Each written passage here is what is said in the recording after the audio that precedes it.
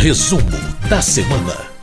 Muito bem, uma semana muito movimentada na Câmara dos Deputados e para falar sobre o que aconteceu de mais importante, nós mais uma vez recebemos a jornalista Ana Raquel Macedo, editora-chefe da Rádio Câmara. Oi, Ana, muita coisa, não é?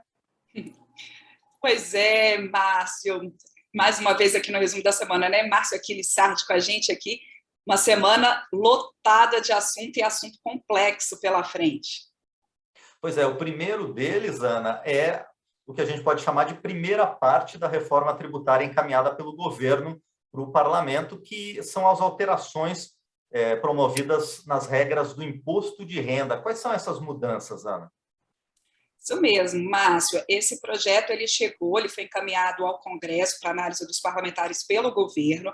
É o projeto 2337 de 2021 e foi entre os diferentes projetos que há sobre a reforma tributária, foi o que conseguiu aí um acordo mais amplo para votação nessa semana pelos deputados. O relator, deputado Celso Sabino, do PSDB do Pará, fez um trabalho amplo, Márcio, nas últimas semanas, e o que permitiu, inclusive, que essa votação das mudanças do imposto de renda, elas fossem aprovadas por uma grande maioria dos deputados, inclusive deputados de oposição, exatamente por esse trabalho aí de construção de acordo. Não houve um consenso geral, mas houve uma possibilidade de um amplo acordo aí para a votação desse proposta. E o que muda? O que está previsto?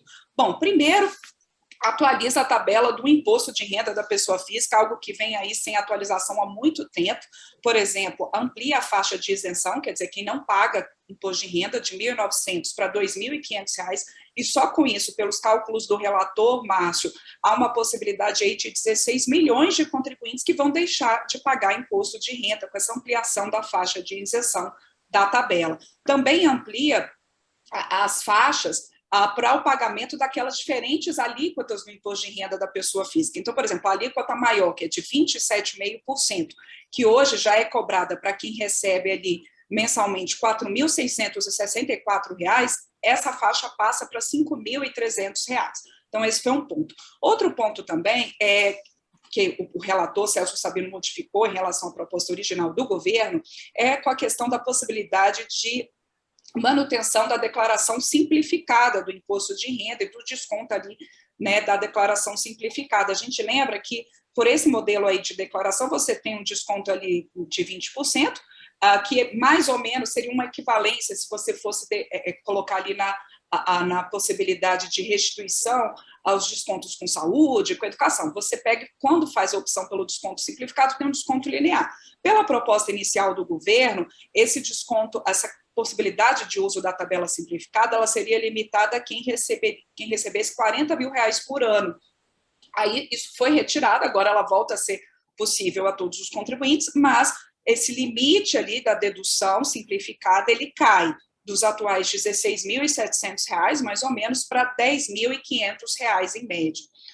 Outra questão aprovada aí nessa proposta que também foi muito discutida em plenário, é a taxação de lucros e dividendos de sócios de empresas. Hoje o Brasil, na OCDE, né, dos países que fazem parte da OCDE, somente a Letônia que não cobra os lucros e dividendos das empresas, o Brasil também, então, não cobrava, e a possibilidade, então, com essa proposta.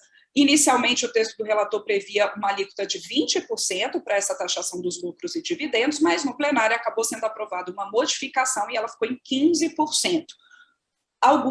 Algumas empresas estão excluídas dessa cobrança aí dos lucros e dividendos, entre elas, por exemplo, as micro e pequenas empresas e aquelas empresas com faturamento de até R$ 4.800.000 por ano. Outra mudança importante aí é que por essa proposta fica proibida ali, é vedada a questão dos juros sobre capital próprio, que é uma forma ali que as empresas encontram para, de certa forma, não pagar imposto de renda. Então, isso também fica proibido a partir de então, se essa proposta for adiante ali no Senado. Outra modificação, Márcio, é que ela reduz a alíquota do imposto de renda da pessoa jurídica, reduz a alíquota das empresas. Então, se por um lado taxa os lucros e dividendos, por outro, reduz, então, o imposto de renda cobrado das empresas, que cai de 15% para 8%, mas fica mantido o adicional ali de 10% de cobrança de imposto para as empresas que têm lucros mensais acima de R$ 20 mil. O relator Celso Sabino, Márcio, diz que nessa conta aí de aumenta a tributação de um lado, mas cai a tributação do outro, o impacto orçamentário da reforma tributária nessa parte do imposto de renda é impacto orçamentário zero. Segundo ele, um desconto vai sendo compensado ali por um aumento, por exemplo, da taxa, por essa volta da cobrança da taxação de lucros e dividendos. O presidente da Câmara, Arthur Lira, comemorou muito a aprovação dessa proposta, que já vinha sendo trabalhada, como eu disse, há algumas semanas, e colocou ali que ela justamente é uma proposta de Estado, não é de governo, e que mostrou ali a possibilidade de você fazer uma negociação ampla, incluindo ali os partidos de oposição, em relação a essa, então, primeira etapa da reforma tributária aprovada. A gente lembra que todas essas mudanças ainda precisam ser avaliadas pelo Senado e que depois, mesmo aprovadas e sancionadas, Márcio, isso só vale para 2022. Muito bem, essa reforma, né, essa parte foi encaminhada pelo governo, assim como 2 medidas provisórias que os deputados também analisaram e votaram essa semana. Uma delas é bastante radioativa, não é, Ana? Pois é, a medida provisória 1049, Márcio, ela trata da criação da Autoridade Nacional de Segurança Nuclear, que é uma autarquia que vai tratar, então, da regulação do uso da energia nuclear nos seus diferentes ramos. E por que está sendo criada essa Autoridade Nacional de Segurança Nuclear? Hoje a gente tem a Comissão Nacional de Energia Nuclear, a CNEM, Márcio. E o que acontece? A CNEM ela é responsável tanto pela regulação, fiscalização, pesquisa, incentivo, produção, ela faz tudo. E o Brasil, desde os anos 90, ele já é signatário, ele aderiu ao protocolo da Convenção, né, Internacional de Segurança Nuclear, que recomenda que você tenha órgãos diferentes tratando da questão da regulação e da questão da pesquisa, produção, desenvolvimento. Então, é isso que essa Autoridade Nacional de Segurança Nuclear vem fazer. O relator, deputado Danilo Forte, do PSDB do Ceará, ele até colocou, né, em plenário que ele não é a favor do uso da energia nuclear, mas essa é uma realidade, que existe sim o uso, e o uso da energia nuclear, Márcio, não é só para a produção de energia elétrica, a gente tem as usinas de Angra, mas a gente também tem o uso na medicina, tem em outras áreas que se usa, né, os elementos ali, né, as substâncias nucleares, então, por isso essa regulação também. Foi aprovado o relatório do deputado Danilo Forte com uma emenda da oposição, prevendo que o diretor-presidente e alguns diretores dessa Autoridade Nacional de Segurança Nuclear, que eles passem por sabatina no Senado, né, semelhante ao que acontece, por exemplo, com os diretores das agências reguladoras, e que seja vedada a recondução desse diretor-presidente e desses diretores. Nessa semana, inclusive, houve uma audiência pública na Câmara com o ministro da Ciência e Tecnologia, Marcos Pontes, tratando dessa questão da Autoridade Nacional de Segurança Nuclear. Ele disse que, inicialmente, o Ministério recomendava que houvesse uma agência de segurança nuclear, e não uma autoridade, que seria uma autarquia, mas que ali, numa conversa com o Ministério da Economia, viu-se ali por um cenário até de restrição e de criação de novos cargos. Então, vem, então, essa criação como autoridade, os servidores que vão trabalhar nessa autoridade nuclear, vindo, então, da CNEM, da própria Comissão Nacional de Segurança Nuclear. Então, esse foi um arranjo, mas o ministro Marcos Pontes disse que a ideia é que, no futuro, sim, haja a possibilidade, então, de uma agência reguladora nessa área de segurança nuclear. Um ponto que ficou também aí nessa medida provisória é que ela prevê o reajuste, Márcio, das taxas de licenciamento de uso da energia nuclear, aumentando aí em cerca de 380%. A CNEM, que é a Comissão Nacional de Energia Nuclear, ela continua, então, com as suas funções de formulação de políticas, de comercialização, produção, fomento à energia nuclear, então, só praticamente ali de regulação, fiscalização, que fica com a autoridade nacional. Houve críticas ali da oposição, embora o relator, como eu disse, Danilo Forte, tenha incluído emendas da oposição nessa medida provisória, mas houve críticas, por exemplo, porque fica fora do escopo de fiscalização da Autoridade Nacional de Segurança Nuclear o uso da energia nuclear, por exemplo, pela Marinha. Né? A gente sabe que há o desenvolvimento de um submarino de propulsão nuclear, então ficaria fora a oposição falando que seria necessário que houvesse mais transparência nesse uso, inclusive porque o Brasil assinou esses protocolos aí de uso pacífico da energia nuclear. Também houve críticas ali da oposição, falando, por exemplo, também de outros pontos aí em relação à transparência da questão nuclear, e eu também separei aqui uma crítica que fala, Márcio, da flexibilização de autorização de empreendimentos nucleares e responsabilidade por danos nucleares, isso segundo a oposição, também houve críticas nesse sentido. Mas, como eu disse, a maioria dos deputados concordou com essa medida provisória, inclusive para prever essa questão da separação, né? Regulação e fiscalização e fomento, desenvolvimento, produção de energia nuclear, você ter dois órgãos separados. A outra medida provisória aprovada nessa semana pelos deputados, a MP 1050, ela é uma reivindicação dos caminhoneiros, Márcio, há já um tempo, que ela prevê o seguinte, ela aumenta ali o percentual em que você pode ter um excesso de carga, um excesso de peso por eixo do caminhão, sem aplicação de multa. Esse percentual ele passa de 10% para 12,5% de excesso de peso, sem, então, aplicação de multa. Também prevê para essa MP 1050 que o peso do caminhão, daquele caminhão que foi que foi inferior a 50 toneladas, que ele é considerado como um todo, né, para o caso da aferição do peso dele, e que esse excesso de peso aí, nesse caso, é permitido ali em 5%, e aí sim depois se cobraria multa, né? E a questão também de uma certa flexibilização, Márcio, nessa fiscalização, porque, por exemplo, viu que tem alguma irregularidade no caminhão, se for uma irregularidade que possa ser sanada facilmente, que ele consiga resolver ali naquele momento, não fica apreendido, então, o veículo. Então, foi uma medida provisória defendida tanto pelo governo quanto pela oposição também, muitos parlamentares em plenário colocando a importância dos caminhoneiros no transporte rodoviário de cargas no país. Essa questão do excesso de peso vale também para ônibus, e a justificativa dessa questão do peso, por exemplo, no caso dos caminhões, Márcio, é porque, segundo o governo, quando um caminhão muito grande ali está em deslocamento, às vezes essa carga ela passa de um eixo ao outro e, por isso, acaba dando um excesso de peso quando você vai aferir, no caso dos caminhões, como eu disse, acima de 50 toneladas, essa aferição ali do peso, essa pesagem é por eixo. Bom, essas duas medidas provisórias ainda têm que ir para o Senado. Perfeito. Além dessas duas medidas provisórias, então, que vão para o Senado, também outras duas proposições foram votadas, uma na área de educação e uma na área de tecnologia, de tecnologia de dados, não é, Ana? Isso mesmo. Na educação, a gente teve a aprovação do projeto 486 de 2021. Ele, inclusive, foi apresentado pela presidente da Comissão de Educação da Câmara, a atual presidente, que é a deputada professora Dorinha Seabra Rezende. O que esse projeto faz, Márcio?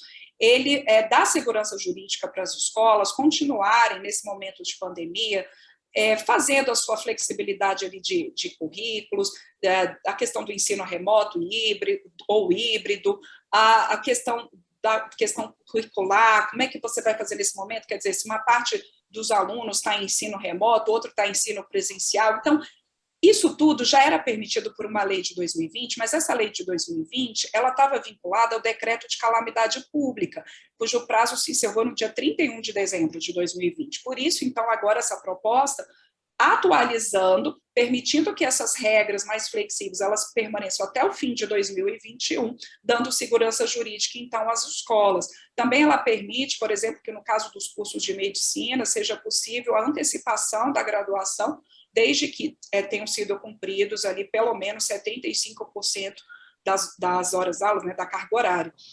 Então, essa proposta ainda também vai para o Senado. E a outra proposta, ela modifica a Constituição, é uma proposta de emenda à Constituição, a PEC 17 de 2019, que ela inclui ali na nossa Constituição o direito à proteção dos dados pessoais. Ela foi uma PEC ali aprovada no plenário, inclusive com acordo para se votar os dois turnos no mesmo dia.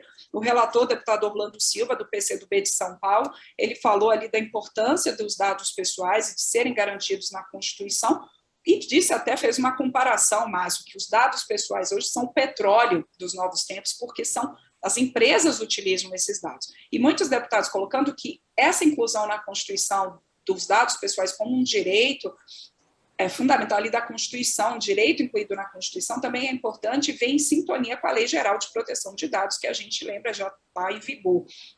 Essa PEC também, ela estabelece que legislação sobre essa questão de proteção de dados ela é de competência da União, portanto, estados e municípios não podem legislar sobre esse assunto. Essa PEC também vai para o Senado.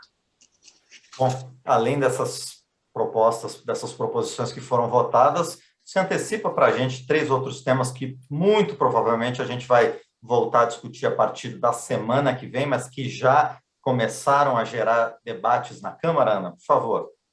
Certamente, Márcio. Um desses temas é o Código Eleitoral.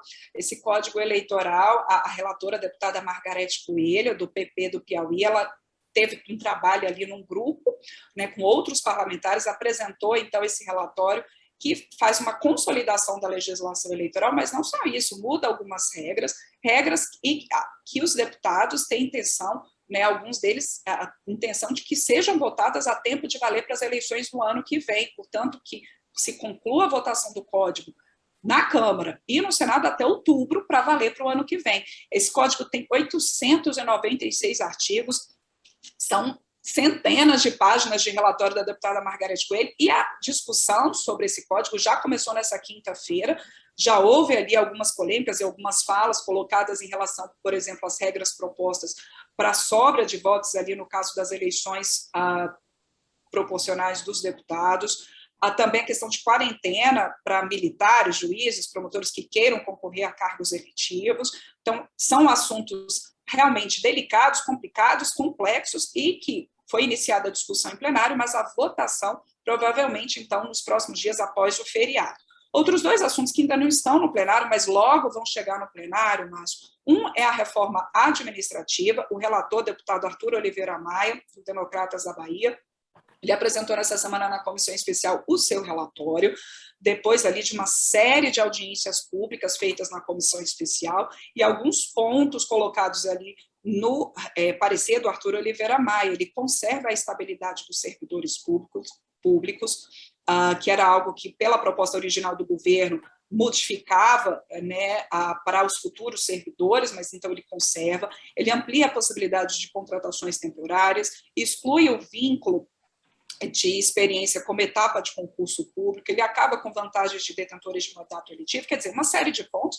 É um texto que ainda tem muito debate. Na própria comissão especial, deputados, por exemplo, de oposição, que estão contra a reforma administrativa da forma como ela está sendo proposta, reconheceram que o deputado Arthur Oliveira Maia fez modificações importantes no texto original que chegou do governo, mas a gente sabe que vai ter muito debate pela frente, e na comissão especial já está prevista a votação desse texto entre os dias 14 e 16 de setembro, e depois ele ainda tem que ir para o plenário. Ele muda a Constituição, portanto, ele precisa de 2 turnos de votação no plenário, com quórum mínimo de 308 deputados. E, por fim, Márcio, outro assunto que chegou essa semana aqui ao Congresso, que também é um tema que vai durar ali durante todo o semestre, e no fim do ano tem a votação, que é o orçamento de 2022. O governo tinha um prazo até 31 de agosto para mandar para o Congresso o orçamento do ano que vem, mandou então no prazo, prevendo ali, entre outros pontos, um déficit nas contas públicas, que quer dizer, aquela parte que vai no vermelho nas contas, de cerca de 10% do PIB, ali, em torno de 50 bilhões de reais, menor do que o déficit previsto nesse ano, né, mas que está em torno ali de 180 bi, mas por conta ainda dos reflexos da pandemia. A gente tem um salário mínimo indicado para 2022, passando de R$ 1.100 para R$ 1.169, uma inflação em torno de 6%, mas o próprio governo já admite que deve ser maior do que isso.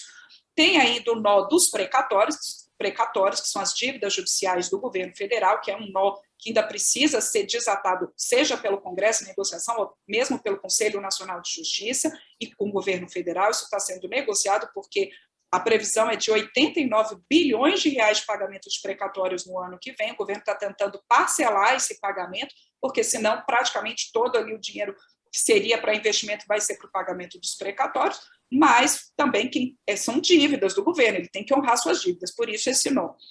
E prevendo ali também 10 bilhões de reais para a saúde, sendo cerca de 7 bi para tratamento da Covid, 9 bilhões para pesquisa, 2 bilhões para o censo, mas já tem críticas ali dizendo que 2 bilhões não são suficientes para a realização do censo no ano que vem.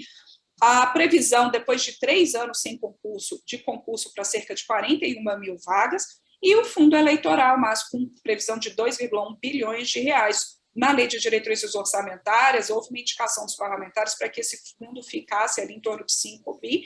O governo vetou essa parte da lei de diretrizes orçamentárias e mandou o orçamento, então, prevendo 2,1 bilhões, então, para o fundo eleitoral.